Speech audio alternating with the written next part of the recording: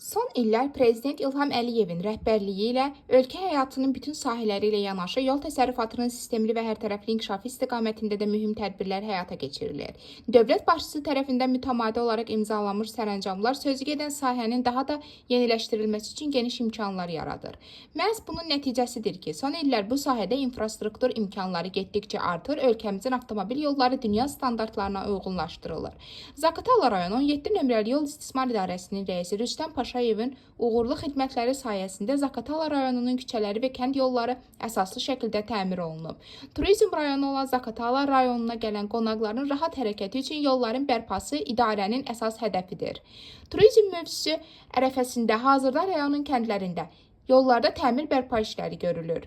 Yol tikintisi, yol infrastrukturlarının yerləşdirilməsi, sərnişinlərin rahatlığı, nəqliyyat vasitələrinin təhlükəsiz hərəkəti üçün körpələrin yeraltı keçiddən istifadəyə verilməsi bu gün ölkədə geniş miqyasda aparılan quruculuq, abadlıq işlərinin tərkib hissəsidir.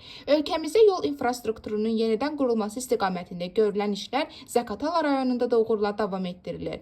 Rüstəm Paşayevin rəhbərliyi ilə Zaqatala rayonunda yolların müasir standartlar səviyyəsində yenidən qurulması yerli iqtisadiyyatın inkişafına çox böyük töhfələr verir. Bugün Rüstəm Paşayev var gücü ilə çalışır ki, rayonda yol sarıdan insanların problemi olmasın. Rayonda hamıya məlumdur ki, Rüstəm Paşayevin güclü idarəetmə bacarığı sayəsində 17 saylı yol istismar idarəsi qısa vaxt ərzində böyük uğurlara imza atıb.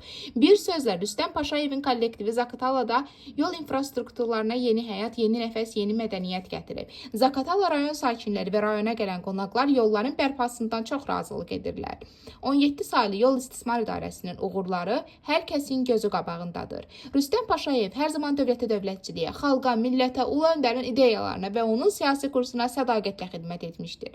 Şükürlər olsun ki, bu tendensiya bugün də davam edir.